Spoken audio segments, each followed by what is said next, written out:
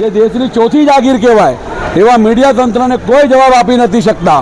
કમિશનરશ્રી પણ કોઈ જવાબ આપી નથી શકતા. એના એડિશનલ સિટી ઇજનેર ઝોનલ વડા બોલેલા પોપટની જેમ બોલતા હોય અને સાવ ખોટું બોલતા હોય અને પોતે ભ્રષ્ટાચારના આરોપોનો ભૂતકાળમાં સામનો કરી ચૂક્યા હોય.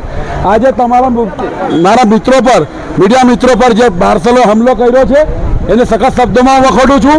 અને આ મીડિયા મિત્રો પર આવી કોર્પોરેશનના કોઈ પણ અધિકારી કે માર્શલની લુખ્ખાગીરી, ગુંડાગીરી કોઈ પણ સંજોગોમાં ચલવી લેવામાં આવશે નહીં.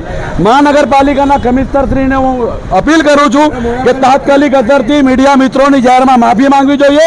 એમની સાથે જે ગેરવર્તન થયું છે, દુર્વ્યવહાર થયો છે, એમની ઉપર જે હિંસક હુમલો કરવામાં આવ્યો છે એ બદલ મહાનગરપાલિકાના મ્યુનિસિપલ કમિશનર અને સુરત મહાનગરપાલિકાના મેયર શ્રીમતી માયાબેન માવાણી જાહેરમાં માફી માંગવી જોઈએ. મીડિયા મિત્રો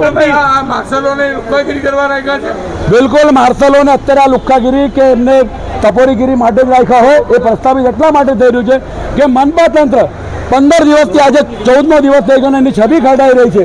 તેમ છતાં એ લોકોનું પેટનું પાણી હલતું નથી. કમિશનરશ્રી પોતે સ્પષ્ટ જવાબ આપી શકતા નથી કે કોઈ સત્યનો સામનો કરી શકતા નથી અને એક જૂઠને છાવરવા માટે રોજે રોજ નવા જૂઠ બોલી રહ્યા છે. એક તરફ એમના જ અધિકારીઓ કહે છે કે અમે લોકો ડિમોલિશન કરવા નથી ગયા, અમારે કોઈ લેવા દેવા નથી. પોલીસ જાણે ને એમને પૂછો કોણે ડિમોલિશન કર્યું. પોલીસ કહે છે કે આ લોકો અમારી પાસે બંદોબસ્ત માંગ્યો હતો.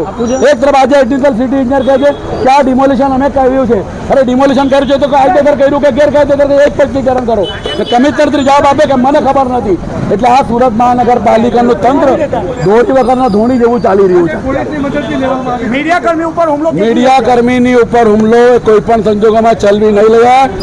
સુરતના મહાનગરપાલિકાના મ્યુનિસિપલ કમિશનર એમ નાગરાજન અને સુરત મહાનગરપાલિકાના મેયર માયાબેન માવાણીએ જાહેરમાં માફી માંગવી જોઈએ મીડિયા મિત્રોને.